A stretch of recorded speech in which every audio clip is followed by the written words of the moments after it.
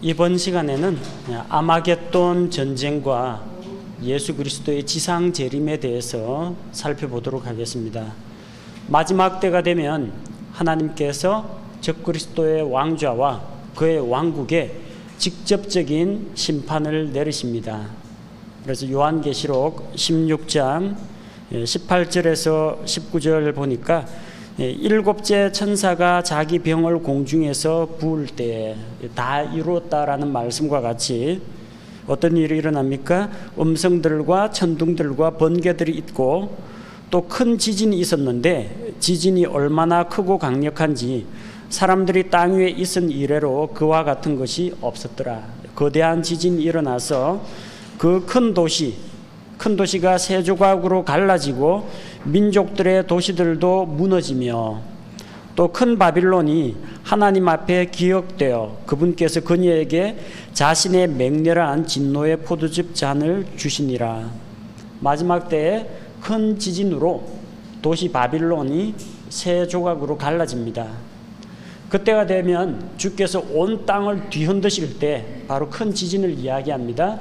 이사야 2장 19절에서 21절에 우상 숭배자들이 자기들이 숭배하던 금으로 만든 신상, 은으로 만든 신상들을 이 박쥐들이 있는 그런 동굴 속에다 던지고 하나님의 무서운 진노의 심판을 피해서 바위 틈과 굴 속에 숨는 그런 대목이 있습니다. 그리고 요한계시록 11장 13절 말씀에 보면 그때에 바로 그 시각에 큰 지진이 나서 그 도시의 10분의 1이 무너지고, 여기 도시는 큰 바빌론을 이야기하는 것이 아니라 어디를 이야기해요? 예루살렘을 이야기합니다. 11장 8절에 보니까 그들의 죽은 몸이 그 큰 도시의 거리에 놓이리라. 그 도시는 영적으로 소돔과 이집트라고 하며 그곳은 또한 우리 주께서 십자가에 못 박히신 곳이니라. 우리 주님은 바빌론에서 못 박힌 게 아니라요, 예루살렘 성문 밖에서 못 박히신 겁니다. 그래서 그 도시의 10분의 1이 무너지고 예루살렘의 10분의 1이 무너지고 그 지진으로 사람들 중에 7,000명이 죽었더라. 자, 이게 첫째 화, 둘째 화, 셋째 화 중에서 화가 있으리로다. 그 첫 번째 화가 일어나는 겁니다. 하나님께서 세우신 두 증인이 죽고 부활하고 공중으로 채어 올라갈 때 바로 그때 큰 지진이 일어나서 이 예루살렘이 무너진다는 것을 보여주고 있습니다. 자, 그리스도께서 적그리스도의 왕국을 무너뜨리고 자신의 왕국을 다시 세우러 오시게 됩니다. 이 세상의 왕국의 권세는 하나님께서 처음에 아담에게 맡기셨습니다. 아담과 이브를 만드시고 그들에게 다산하고 번성하여 땅에 충만하고 땅에 있는 것들을 다스리고 지배하고 정복할 수 있는 그런 권세를 그들에게 주셨습니다. 그리고 아담을 에덴 동산의 관리인으로 세웠습니다. 주인은 창조주 하나님이고 아담은 청지기입니다. 동산지기로 일을 했습니다. 그런데 아담이 하나님의 말씀을 듣지 않고 하나님의 말씀 대신에 마귀의 음성에 귀를 기울이고 마귀에게 순종했다는 겁니다. 베드로후서 2장 19절 말씀과 같이 누구든지 강한 자에게 굴복당하면 그에게 속박당하게 됩니다. 로마서 6장 16절에서 누구든지 자기 자신을 누구에게 들여서 순종하게 되면 그 순종함을 받는 자의 종이 된다고 했습니다. 아담이 마귀의 종이 되었다는 겁니다. 하나님의 이 청지기가 마귀의 종이 된 겁니다. 종은, 포로는, 노예는 재산권이 없습니다. 종이나 노예나 포로가 가진 것은 그 주인이 다 갖게 됩니다. 자, 따라서 아담이 가지고 있던 이 세상을 다스리는 통치권은 누구에게 넘어가요? 마귀에게 넘어갑니다. 누가복음 4장 6절에서 마귀가 예수님에게 이야기하죠. 세상 왕국과 그 모든 영광을 보여주며 내게 엎드려 절하라. 그러면 내가 이것을 너에게 주겠다. 이것은 나에게 넘겨졌으므로 누구에게든지 내가 원하는 자에게 줄 수 있다고 했습니다. 예수님이 그 마귀의 말에 대해서 반박하지 않았습니다. 그건 아주 합법적인 방법으로 사람에게서 마귀에게로 넘어간 겁니다. 그래서 하나님께서도 마귀에게 대해서 그의 통치권, 이 세상에 대한 통치권을 일시적으로 허용을 해 주었습니다. 왜? 아담이 하나님께서 주신 그 통치권을 그대로 가지고 마귀 밑에 들어가지고 그의 종이 되었기 때문에 소유권이 넘어갔다는 겁니다. 그래서 마귀는 이 세상의 신이요, 이 세상의 통치자요, 공중 권세 잡은 자요, 불순종의 아들들을 제어할 수 있는 그런 권능을 가지고 있다는 겁니다. 그런데 예수 그리스도께서 오셔서 이제 아담이 잃어버렸던 그 모든 것들을 회복시키시는 겁니다. 예수님께서 십자가에서 죽으시고 부활하신 이후에 마태복음 28장 18절에서 하늘과 땅의 모든 권세가 나에게 주어졌으니, 하늘과 땅의 모든 권능을 예수님께서 이제 받으셨다는 겁니다. 그래서 그 소유권을 회복시킨다는 겁니다. 다니엘 2장 44절에서 45절에 보면은 느부갓네살 왕이 밤에 한 꿈을 꾸었습니다. 큰 신상이 있는 꿈을 꾸었죠. 정금으로 된 부분, 은으로 된 부분, 노수로 된 부분, 철로 된 부분, 그런 신상을 보고 그 각각이 바빌론과 메데페르시아와 그리고 그리스와 로마 제국이 될 것이라는 그 하나님의 그 세상을 다스려가는 이 세상이 어떻게 흘러가는지에 대해서 계시로 그에게 보여주신 겁니다. 그런데 마지막 때에 하나님께서 사람의 손으로 뜨지 아니한 하나님께로부터 온 돌이 그 신상을 쳐서 부스러뜨립니다. 그래서 타작마당의 먼지와 티끌처럼 그게 다 가루가 나버립니다. 우상의 왕국을 쳐 부수고 우상을 친 돌은 큰 산을 이루어서 땅에 가득하게 됩니다. 영원한 돌 왕국을 주께서 건설하신다는 겁니다. 적그리스도의 왕국을 무너뜨리고 예수 그리스도께서 지상 왕국을 세우신다는 이야기입니다. 요한계시록 11장 15절에 일곱째 천사가 나팔을 불매 어떤 내용이 선포됩니까? 이 세상의 왕국들이 우리 주와 그분의 그리스도의 왕국들이 되었고 그분께서 영원 무궁토록 통치하시리로다. 이제 하나님의 통치에 대해서 선포하고 있습니다. 자, 이제 마귀는 자기의 때가 얼마 남지 않았다는 것을 알고 아마겟돈 전쟁을 준비합니다. 요한계시록 16장 12절에 보니까 자, 여섯째 천사가 자기 병을 큰 강 유프라테스 위에 쏟아부음에 그것에 물이 말라서 동쪽의 왕들의 길이 예비되더라. 이스라엘에서 동쪽에 있는 왕국, 어느 왕국인지는 알 수가 없습니다. 그 왕국이 이렇게 진군해 오는 통로를 만들어 준다는 겁니다. 유프라테스 강물이 마르게 되죠. 이게 여섯째 천사의 병입니다. 일곱째 천사의 병은 이 큰 도시 바빌론을 무너뜨리는 그 이야기고요. 자, 이렇게 아마겟돈 전쟁을 위해서 유프라테스 강물이 마릅니다. 그런데 그때에 개구리 같은 부정한 영 셋이 용의 입과 짐승의 입과 거짓 대언자의 입에서 나오더라. 예, 부정한 영이 나와가지고 이 영들은 마귀들의 영입니다. 마귀들의 영들인데 기적도 행하고 온 세상에 있는 왕들과 이런 사람들을 속이는 영입니다. 그래서 온 세상의 왕들을 충동질을 시켜서 하나님 곧 전능자의 저 큰 날에 있을 전쟁을 위하여 그들을 모으리라. 왕들의 군대를 모아드립니다. 그리고 예루살렘에 남아있는 이스라엘 백성을 치고 또 예수님께서 어디로 오세요? 예루살렘 동쪽에 있는 올리브산으로 오십니다. 그래서 거기에 맞서가지고 적그리스도가 이 세상 군대를 다 동원해가지고 이 대적을 하는 겁니다. 계시록 16장 12절에는 동쪽에서 오는 왕들의 길이 예비되었다 하고 에스겔 36장 1절에서 2절에 보니까 북쪽에서 오는 왕들이라고 했어요. 이 동쪽하고 북쪽이 어디인지는 확실하지가 않습니다. 이전에 이 소비에트 연방 공산주의 국가 소련이 있을 때는 많은 신학자들이 이게 아마도 무신론자이고 하나님을 믿지 않는 이 소비에트 연방 소련에서 전쟁 무기를 이끌고 북쪽에서부터 내려올 것이다, 그런 해석을 했고, 그 당시 이런 해석이 또 설득력을 얻었습니다. 그때는 이제 종교적인 이유가 아니고 성경적인 이유가 아니고요, 단순히 자유민주주의하고 공산주의 이 체제의 대립으로 보고 민주국가에 있는 많은 기독교 국가에서 그런 해석을 내놓았습니다. 하지만 성경에서 그 북쪽에서 오는 왕들이 구체적으로 어느 나라의 누구인지는 언급을 하지 않고 있습니다. 다만 지명만 유사하게 남아있죠. 곡과 마곡의 후손들이 흩어져 있는 그 지역이 어느 지역인지, 두발과 메섹과 이런 걸 보고 뭐 투발리스크, 그리고 모스크바 이런 걸로 해석하는 경우가 있는데, 지금 소련 무너지고 러시아란 나라가 들어섰기 때문에 이제 그런 해석이 조금 설득력을 잃었습니다.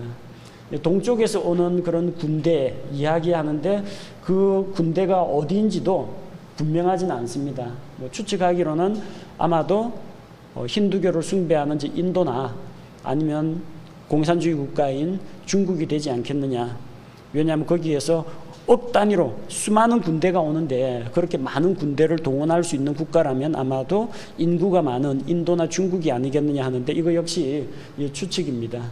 그건 그때가 되어봐야 알 수가 있고, 하나님께서 구체적인 국가 이름이라든지 전쟁 지도자에 대해서는 언급을 하지 않고 있습니다. 다만 우리가 알 수 있는 것은 지난번에 본 것처럼 그 10개국의 왕들이 연합해서 스스로 자기들의 권능을 적그리스도에게 갖다 바친다고 했어요. 적그리스도를 대적하는 그 왕들은 힘을 잃게 되고 자기 힘을 모아가지고 적그리스도에게 그들이 넘겨주게 됩니다. 그래서 적그리스도의 편에 서 있는 그런 왕국들이 있다는 겁니다. 자, 스가랴 14장 1절에서 3절 그리고 12절에서 15절을 보면, 그때에 예루살렘을 치기 위해서 여러 나라들이 힘을 모아가지고 이스라엘로 진군하는 내용이 나옵니다. 스가랴 14장 1절에 보니까 보라 주의 날이 이르리니, 이 주의 날이라는 것은 하나님께서 진노하시는 그 심판의 날, 마지막 날들을 말합니다. 사람들이 내게서 노력한 물건들을 내 한가운데서 나누리라. 내가 모든 민족들을 모아 예루살렘을 대적하여 전쟁하게 하리니, 그런즉 그 도시가 함락되며 집들이 강탈을 당하고 여인들이 강간을 당하며 그 도시의 반이 포로가 되려니와 백성의 남은 자들은 그 도시에서 끊어지지 아니하리라. 자, 모든 민족들이 예루살렘을 대적해서 이제 치러 온다는 겁니다. 그래서 이스라엘에게 극심한 고난의 때, 어려운 때가 온다는 겁니다. 물론 그 가운데서 백성의 남은 자들은 끊어지지 않고 구출을 받을 수가 있습니다. 그리고 12절에서 그때 13절에 그때 주께서 나아가사 그 민족들과 싸우신다고 했고요. 자, 12절과 13절에 보니까 15절까지 보니까 주께서 예루살렘과 싸운 모든 백성들을 칠 때에 내리실 재앙이 이러하니, 곧 그들이 발로 설 때에 그들의 살이 소멸되고 그들의 눈이 그들의 눈구멍 속에서 소멸되며 그들의 혀가 그들의 입 속에서 소멸될 것이요. 또 그날에 주께서 그들 가운데 큰 소동을 내리심으로 그들이 각각 자기 이웃의 손을 붙잡으며 각 사람의 손이 일어나 자기 이웃의 손을 치리라. 자, 이런 이스라엘의 대적들이 멸망하게 될 것에 대해서 또 함께 다루고 있습니다. 자, 이때 일어나게 될 전쟁을 이제 아마겟돈 전쟁이라고 합니다. 아마겟돈 전쟁, 아마겟돈이라는 말은 무깃도 골짜기를 가리키는 표현입니다. 무깃도 골짜기에서 일어날 그 그 전쟁에 대해서 이야기하고 있습니다. 무기토 골짜기라는 것은 이제 지중해에서부터 시작해서 이스라엘의 서편이죠. 지중해에서부터 요르단까지 이르기까지 팔레스틴 땅을 가로지르는 예스레엘 골짜기가 있습니다. 예스레엘 골짜기를 둘러싸고 있는 그 지역을 무기토 골짜기라고 하는데 길이가 320km, 폭이 16km나 되는 아주 넓은 그런 지대입니다. 무기토라는 말 자체가 군대의 장소, 군대의 집결지라는 뜻입니다. 전략적 요충지이기도 하고요. 위치는 갈멜산 남쪽에 있습니다. 그리고 여호수아가 정복한 가나안의 도시들 31개 명단이 나오는데 그 중에 하나가 무기토라는 그런 도시가 있었습니다. 이 도시는 북쪽으로는 그 아시리아, 남쪽으로는 아프리카 사이에 있는 그 대로들로 들어가는 입구가 됩니다.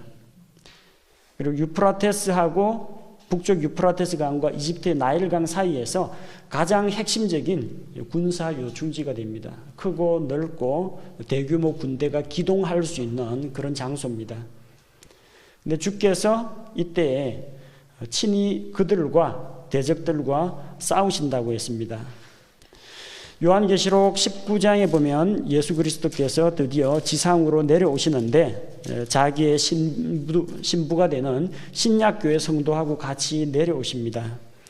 19장 11절에 또 내가 하늘이 열린 것을 보니 보라 흰 말이라 그 위에 타신 분은 신실하시니 참되신 이라 불리더라. 그분은 의로 심판하며 전쟁을 하시느니라. 하늘이 열리고 흰 말을 타고 예수 그리스도께서 오십니다. 요한계시록 6장에 나오는 흰 말을 탄 자하고는 다릅니다. 자, 이분께서는 흰 말을 타고 계신데 머리 위에 많은 관이 있습니다. 12절에 많은 관이 있어요. 그러나 흰 말을 탄 자 계시록 6장에서는 관이 하나가 있습니다. 그리고 계시록 6장에서는 활을 가지고 있는 무기가 활이었습니다. 숨어서 은밀한 곳에서 쏘는 자, 그리고 화살이 장전되어 있지 않은 활, 평화로 사람을 속이는 자로 등장하지만 예수 그리스도의 무기는 무엇입니까? 그분의 입에서 나오는 검으로 싸우십니다. 무기 체계도 다르죠. 그리고 흰 말을 탄 자 계시록 6장에서는 그가 권능을 받았습니다. 그러나 예수 그리스도는 누구로부터 받는 게 아니라 그분이 자체적으로 원래부터 권능을 가지고 계신 분입니다. 계시록 14장 17절에서 20절에 보니까 천사가 땅의 포도를 수확하여 포도즙 틀에 넣는 것을 볼 수가 있습니다. 자, 포도도 두 종류가 있습니다. 계시록 14장 17절에서 20절도 있고요. 14절에서 16절도 있습니다. 자, 14절에서 16절에 나오는 것은 흰 구름이 있고 그 구름 위에 사람의 아들 같은 분께서라고 되어 있죠. 사람의 아들. 예수 그리스도 인자. 종말과 연관해서 예수님께서 자기 자신을 가리켜 부르실 때 사람의 아들이라고 부르셨는데 사람의 아들 같은 분이 있고 그분의 머리 위에는 금관이 있고 그분의 손에는 예리한 낫이 있더라. 낫을 누가 가지고 있어요? 예수 그리스도께서 갖고 있습니다. 또 다른 천사가 성전으로부터 나와 구름 위에 앉으신 분에게, 천사는 예수 그리스도의 사역자 부하입니다. 주의 낫을 휘둘러 수확하소서. 땅의 수확물이 익어 주께서 수확하실 때가 이르렀나이다 하니 구름 위에 앉으신 분께서 자기의 낫을 땅 위에 휘두르사 땅을 수확하시니라. 자, 여기는 포도 수확이 아니고요, 땅의 수확물입니다. 이게 환란기 가운데에서 사람들을 수확하시는 이삭 줍기에 해당되는 겁니다.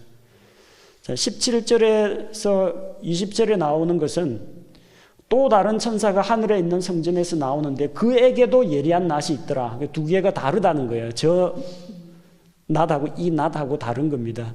한 분은 예수 그리스도시고요, 이삭 줍기 하시는 예수 그리스도시고 수확하는 예수님이고요. 또 한 존재는 누굽니까? 그에게도 별개의 인물입니다. 그에게도 예리한 낫이 있더라. 이 낫은 성전에서 나오는 천사가 들고 있어요. 예수님이 들고 있는 거 아닙니다. 자, 또 불을 다스릴 권능을 가진 또 다른 천사가 제단으로부터 나와 예리한 낫을 가진 자에게 큰 외침으로 외쳐 이르되 주의 낫이 아닙니다. 너의 예리한 낫을, 이거 반말입니다. 같은 천사끼리. 너의 예리한 낫을 휘둘러 땅의 포도송이들을 모으라. 땅의 포도들이 충분히 익었느니라 하더라. 그 천사가 자기의 낫을 땅에 휘둘러 땅의 포도를 모아 하나님의 진노의 큰 포도즙 틀 속에 던지니 도시 밖에서 그 포도즙 틀이 밟혔고 포도즙 틀에서 피가 나와 말굴레까지 닿았으며 1600 스타디온이나 퍼졌더라. 자, 요거는 진노의 심판을 이야기하는 겁니다. 앞쪽은 땅의 수확물을 거두어 들이시는 것이고요. 두 번째 나오는 이 낫을 가진 천사가 수확하는 것은 땅의 포도를 수확해서 포도즙 틀 속에 넣고 바른 것을 이야기합니다. 자, 이거는 문자 그대로의 포도는 아니란 걸 알겠죠. 그 포도 밟아가지고 뭐 합니까? 포도를 심판하는 게 아니죠. 그래서 이런 땅의 포도를 수확해서 포도즙 틀에 넣고 바른 그 이야기가 자, 이사야 대언자의 예언 가운데 기록이 되어 있습니다. 자,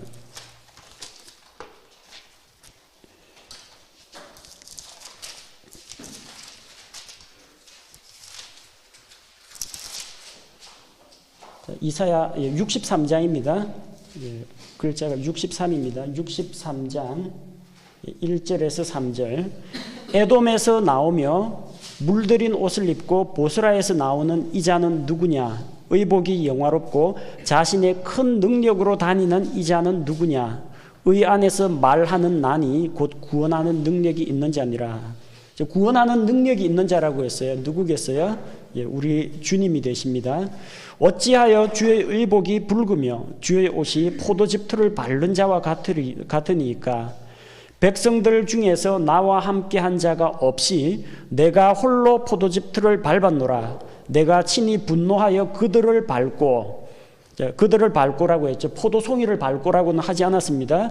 그들을 밟고 친히 경노하여 그들을 짓밟으리니 그들의 피가 내 옷에 튀어 내 모든 의복을 더럽히리라. 원수 갚는 날이 내 마음속에 있고 내가 구속할 자들의 해가 이르렀으나 내가 보니 도와주는 자가 없었으며 또 떠받쳐주는 자가 없었으므로 내가 이상히 여겼노라. 그러므로 내 팔이 내게 구원을 가져왔으며 내 경노가 나를 떠받쳤느니라. 내가 친히 분노하여 백성들을 밟으며 내가 친히 경노하여 그들을 취하게 하고 그들의 기력을 땅에까지 끌어내리리라. 마지막 큰 포도즙 틀에 심판이 있다는 겁니다. 이 포도즙 틀에 누가 들어가요? 포도송이가 들어가는 게 아니라 그들입니다. 주님을 대적하는 자들. 그리고 거기서 흘러나오는 것이 포도주나 포도주스가 나오는 게 아니고요. 사람들의 피가 나온다는 거예요. 그 피가 말굴레까지 닿을 정도로 그 높이 튀게 되고 그 피가 1600 스타디온이나 멀리 넓게 퍼진다는 겁니다. 이 날은 주께서 원수들에게 심판을 행하시고 보응하시는 보응의 날이라는 것을 알 수가 있습니다. 주께서 자기 원수들에게 보응을 하십니다. 그분께서는 그분의 입에서 나오는 예리한 검으로 민족들을 치시게 됩니다. 자, 로마서 12장 19절에서 하나님께서 너희가 친히 원수를 갚지 말고 진노하심에 맡기라. 원수 갚는 것이 내게 있으니 내가 갚으리라고 주께서 말씀하셨습니다. 계시록 6장 10절에서는 하나님의 말씀과 자기들의 증언을 인해서 목배임 당하고 순교당한 자들의 혼들이 있습니다. 아직까지 부활하지는 못하고 혼들의 상태로 주께 호소를 합니다. 주께서 우리 피의 원수를 언제쯤 갚아주시겠습니까? 아직 잠시 동안 더 쉬라. 땅에서 환난을 당하는 형제들의 그 숫자가 더 차기까지 잠깐 더 기다리라고 하십니다. 근데 이제 그들이 성도들의 피를 흘렸습니다. 대언자들의 피를 흘렸습니다. 적그리스도와 적그리스도에 추종하는 무리들이 그렇게 하나님의 백성들과 대언자들의 피를 흘렸기 때문에 이제 그들로 하여금 그들 역시 하나님의 진노의 잔을 마시게 하고 그들도 역시 피를 흘리게 될 것이라는 겁니다. 시편 2편 1절에서 9절 말씀은 어찌하여 이방의 왕들이 분노하며 어찌하여 그들이 우리가 하나님과 그분의 그리스도를 대적하자고 하느냐. 주께서 하늘에 계신 이께서 보시고 웃으실 것이다. 그리고 내가 이미 나의 왕을 거룩한 산 시온에 세웠다 하시리니 그분께서 철장 쇠지팡이 권세를 가지고 너희를 질그릇처럼 깨뜨리실 것이라고 말씀하셨습니다. 그 하나님을 대적하는 이교도들의 무리, 그들이 제 아무리 많은 숫자가 몰려올지라도 그들의 어리석고 헛된 시도에 대해서 주께서 비웃고 진노하신다는 겁니다. 자, 그래서 하나님께서 친히 그들에게 보응하시는 그날이 온다는 겁니다. 우리가 살펴보았던 마지막 때에 대한 스가랴 14장 12절에서 15절에 보면은 그때 일어나게 될 이런 전쟁의 양상이 마지막 때에 일어날 아마 첨단 현대 무기를 통한 전쟁이 되지 않겠느냐, 그렇게 사람들이 보고 있습니다. 자, 주께서 대적하는 예루살렘과 싸우려고 대적하는 모든 백성들을 칠 때 내리실 재앙이 어떤 재앙이라고 했어요? 그들이 발로 설 때 살이 소멸된다고 했어요. 그 다음에 그들의 눈구멍 속에서 소멸되며 눈이 사라지는 거예요. 녹아내리는 거예요. 혀가 입속에서 소멸될 것이요. 자, 이런 양상이라면은 우리가 생각할 수 있는 게 이제 화학전, 유독 가스 같은 것에 의해 가지고 살이 녹아내리거나 아니면 생물학전, 사람의 살을 먹는 그런 바이러스 같은 게 살포되거나 아니면 핵무기에 의한 핵 방사능 유출에 의해 가지고 사람들이 이렇게 아주 잔인한 방법으로 죽어가는 그런 모습들을 생각할 수가 있고요. 그들이 각각 자기 이웃의 손을 붙잡고 각 사람의 손이 자기들끼리 자멸을 한다는 거예요. 아마 신경가스 같은 데 중독이 된다거나 그들이 정말 정신적인 그 혼란을 겪어가지고 서로가 서로를 공격하는 그런 일들이 일어날 수가 있다는 겁니다. 물론 하나님이시라면 첨단 현대 무기 같은 걸 사용할 필요도 없이 얼마든지 이러한 징계를 내리실 수가 있습니다. 이미 구약시대에 이런 일들이 있었죠. 기드온과 300용사 전쟁할 때 갑자기 포위한 300명이 포위도 안 되지만 둘러싸고 횃불 들고 나팔을 불면서 크게 외칠 때 어떤 일이 일어났습니까? 하나님께서 그들을 크게 혼란하게 하셔가지고 그들이 자기들끼리 치고 싸우는 그런 일이 일어납니다. 그리고 요나단과 요나단의 병기를 맡은 자가 블레셋 군대 가운데 들어가가지고 치기 시작하니까 주께서 거기에 큰 떨림과 혼란을 주셔가지고 블레셋 사람들이 각기 자기 동족을 치는 그런 일이 일어납니다. 하나님의 능력이라면은 능히 이런 식으로 해서 적들을 원수들을 물리치실 수가 있다는 겁니다. 이 아마겟돈 전쟁은 구약 성경 가운데서 에스겔 39장에 기록이 되어 있습니다. 에스겔 38장에도 곡과 마곡 이야기가 나오고 에스겔 39장에도 곡의 이야기가 나오는데 두 사건은 서로 다릅니다. 에스겔 39장이 아마겟돈 전쟁을 이야기하는 것이고 에스겔 38장은 천년왕국 끝나고 나서 곡과 마곡의 전쟁에 대해서 이야기하는 겁니다.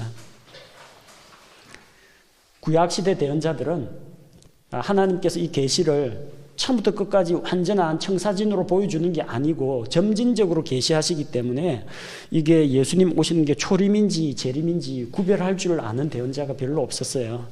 에스겔 대언자 역시 하나님으로부터 계시의 말씀을 받긴 했는데 이 38장하고 39장 이 내용이 결코 시간 순서대로 되어 있는 건 아니라는 겁니다. 에스겔 38장에 곡과 마곡, 메섹과 두발의 최고 통치자 이런 이야기가 나오는데 자, 이 내용은 언제 이야기냐 하면요. 14절에 보니까 38장 14절에 보니까 그러므로 사람의 아들아 곡에게 대언하여 이르기를 주 하나님이 이같이 말하노라 이스라엘의 내 백성이 안전히 거하는 그날에 내가 그것을 알지 못하겠느냐. 이스라엘 백성이 언제 안전히 거합니까? 지금요. 중동 화약고입니다. 결코 안전하지 않습니다. 온갖 테러 같은 게 일어나고 여차하면은 이란에서 핵무기를 준비하고 있습니다. 그 안전한 데 아닙니다. 환란기 때 안전합니까? 적그리스도한테 짓밟히는데 뭐 안전할 리가 있습니까? 경배 안 하는 유대인들 잡아 죽이라고 하는데 이스라엘 백성이 편안하게 거하는 게 아니라 전부 도망가고 숨고 하는 때인데 평안하고 안전하게 거하지 못합니다. 언제 안전이 거예요? 지상 왕국에 들어가서 천년왕국의 복을 누릴 때 안전하게 거하게 됩니다. 그런데 그때 이스라엘 백성이 안전하게 거하는 날에 북쪽 지역에서 많은 군대가 몰려온다는 겁니다. 마지막 때에 천년왕국 끝나고 마귀가 사탄이 잠시 풀려나면 곡과 마곡을 미혹해가지고 또다시 이스라엘에 쳐들어오는 일이 있다는 거예요. 그래서 에스겔 38장은 곡과 마곡 전쟁이지 아마겟돈 전쟁이 아닙니다. 39장이 아마겟돈 전쟁입니다. 메섹과 두발의 최고 통치자 곡을 북쪽에서 이스라엘로 오게 하십니다. 자, 그런데 결국은 어떻게 됩니까? 온 사람들 가운데 6분의 1만 남게 됩니다. 그리고 주께서 그들을 쳐서 그들의 활이 손에서 떠나고 화살들이 떨어지게 하고요. 그들을 4절에 보니까 곧 너와 내 모든 때와 너와 함께한 백성이 이스라엘의 산들 위에 쓰러지리니 내가 너를 모든 종류의 굶주린 새들과 들의 짐승들에게 주어 삼키게 하리라. 다 들짐승과 새들의 밥이 됩니다. 9절에서 10절을 보니까 전쟁이 끝나고 이스라엘의 도시들에 거하는 자들이 나아가서 무기들 곧 큰 방패와 작은 방패와 활과 화살과 몽둥이와 창에 불을 놓아 7년 동안 그것들로 불로 태우리라. 이와 같이 그들이 불로 그 무기들을 태울 터이므로 들에서 나무를 가져오지 아니하며 숲에서 아무것도 베지 아니하고 자기들을 노력하던 자들을 노력하며 전에 자기들 것을 탈취해 가던 자들을 탈취하리라. 주 하나님이 말하노라. 자, 그때 아마겟돈 전쟁에서 진짜 사람들이 몽둥이 들고 활, 화살, 방패 들고 싸울지 첨단 무기로 싸울지 이것은 하나님께서 창과 방패라고 이야기했을 때 진짜 창과 방패를 의미하기도 하고요. 전쟁 무기 전체를 함축적으로 이야기하는 말이기도 합니다. 진짜 그때가 되면은 마지막 때에 온갖 지하 자원이 고갈이 되어 가지고 재래식 무기 가지고 싸울 가능성도 있습니다. 글자 그대로 받으면. 그러나 하나님께서 에스겔 대언자에게 이런 것들을 보여주셨는데 에스겔 대언자 보기에는 저 전쟁 무기가 도대체 자기들이 생각하는 그 무기하고 이제 너무나 달라가지고 하나님께서 그 말씀하신 그 무기에 대해서 이 창과 방패, 화살, 몽둥이라고 했는데 그걸 가지고 7년 동안 불을 지핀다. 그 말씀 받아 그대로 옮겨 적었습니다. 자, 그런데 과연 그때가 되면은 다시 목재를 땔감으로 사용하는 그런 시대로 회귀하게 되느냐. 그렇게 볼 수도 있고요. 또 다른 의미로는 전쟁 무기를 해체시켜가지고 연료로 쓸 수 있다라는 겁니다. 자, 아직까지 폭발하지 않은 핵 무기 같은 것들은 얼마든지 재처리해가지고 다른 용도로 발전 용도로 사용할 수가 있습니다. 핵연료를 추출해가지고 사용할 수가 있고 그게 자그마치 7년 동안이나 불 피울 거리가 된다라는 겁니다. 전쟁이 끝나고 나서 나타나게 될 양상들 11절에서 16절 보니까 매장을 하는데요.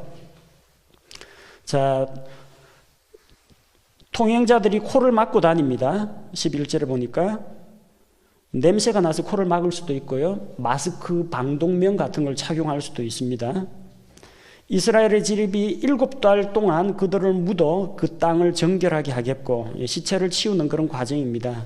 그런데 14절에 그들이 계속해서 일할 자들을 따로 구별하고 그 땅을 지나다니며 통행자들과 더불어 지면에 남아있는 자들을 묻어 그곳을 정결하게 하고 또 7달이 끝난 뒤에 그들이 또 살펴봅니다.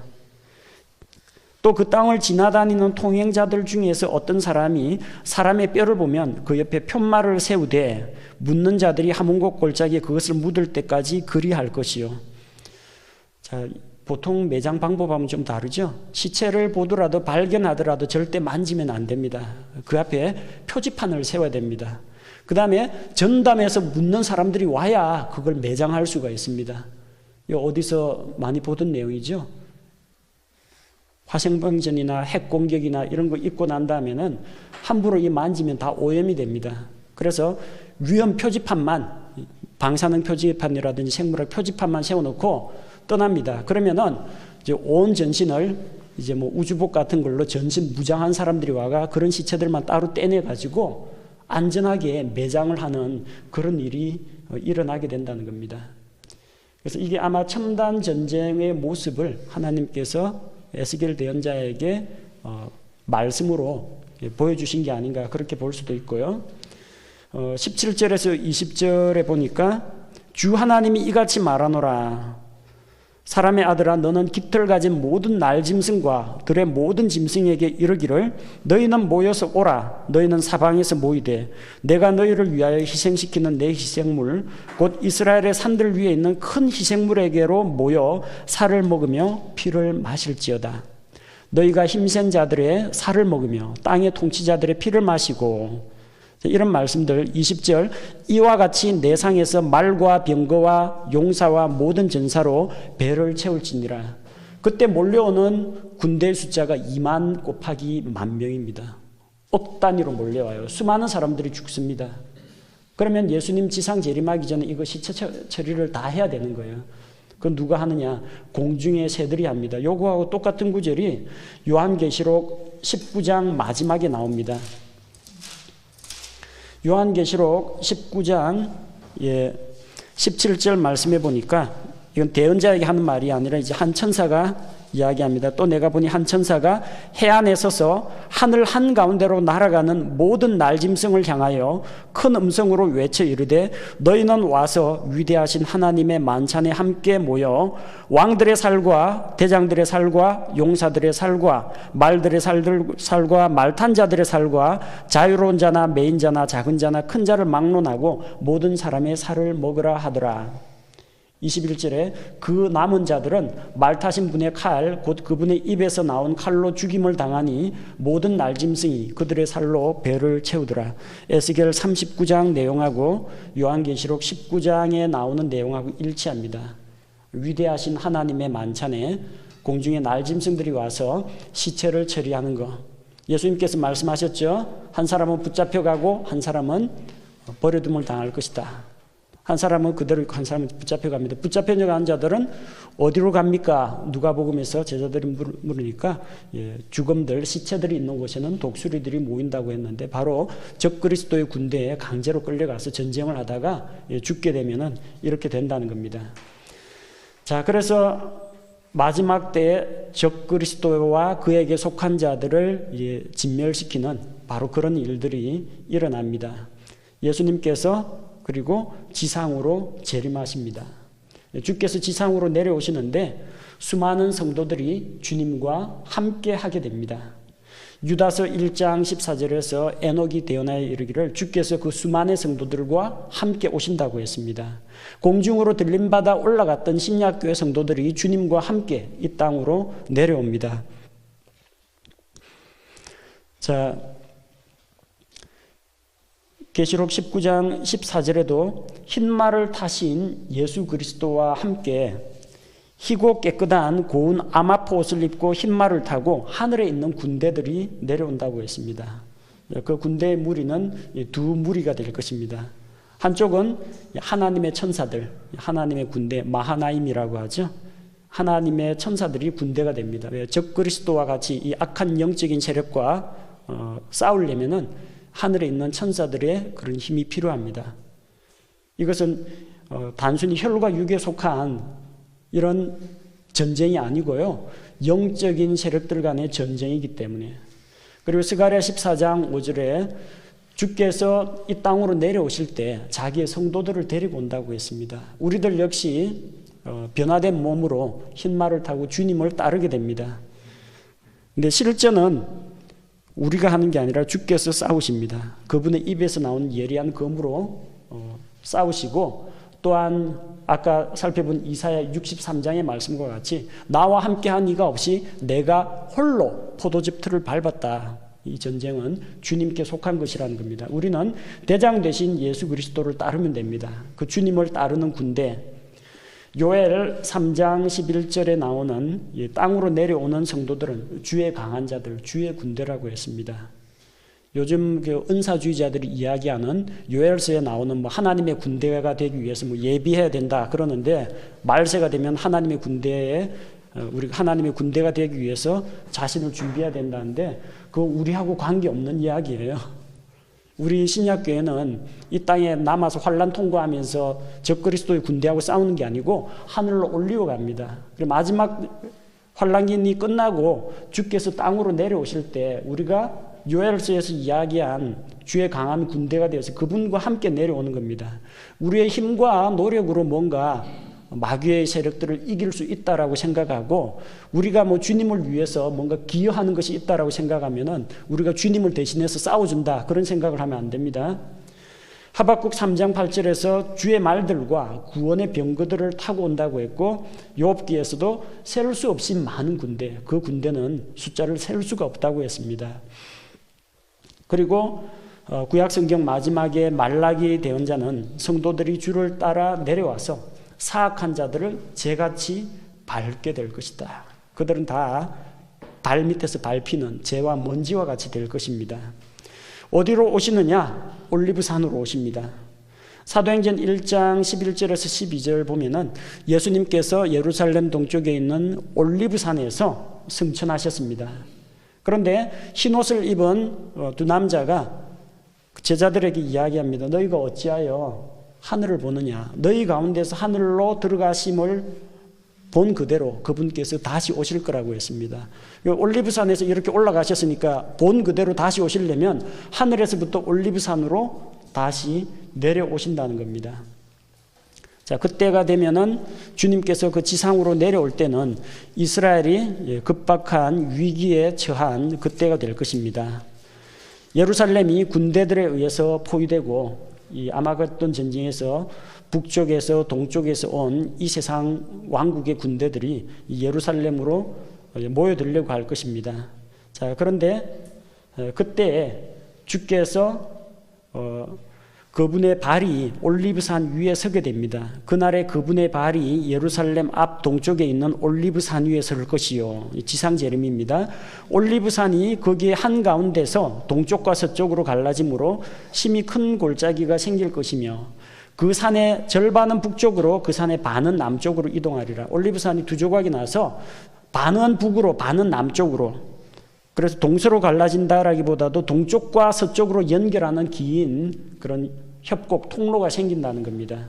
그래서 예루살렘 성이 무너져가지고 10분의 1이 무너진다고 했죠. 그 무너진 성벽으로 핍박을 받는 이스라엘 백성들이 그 지진을 틈타가지고 도망칠 기회가 생깁니다. 그래서 그 골짜기로 도망가게 됩니다. 5절에 나온 것처럼 또 너희가 그 산들의 골짜기로 도망하리니 이는 그 산들의 골짜기가 아사레까지 이를 것이기 때문이라. 참으로 너희가 도망하되 유다왕 우시아 시대에 지진 앞에서 피하여 도망한 것 같이 하리라. 또 주 내 하나님께서 임하실 것이요 모든 성도가 너와 함께 임하리라. 주께서 그렇게 임하시고, 그때에 민족들이 예루살렘을 압박할 때에 올리브산이 갈라지고 골짜기가 생겨서 예루살렘 거주민은 그쪽으로 남은 자들이 피난할 길을 열어주신다는 겁니다. 그때는 이스라엘에게 위로와 소망의 날이 됩니다. 예수님께서 너희가 찬송하리로다 주의 이름으로 오시는 이여 라고 고백할 때까지는 다시는 나를 보지 못할 것이라고 했는데, 이제 그 주님을 그들이 환영하며 종려나무 가지를 흔들며 찬송하리로다 주의 이름으로 오시는 이여, 그분을 왕으로 맞아들이게 됩니다. 하나님께서 진노하셔서 형벌을 베푸시는 진노의 밤은 지나가고 이 기쁨의 아침이 찾아옵니다. 말라기 대언자가 이야기한 것처럼 의의 태양이 치유하는 능력을 가지고 떠오르게 됩니다.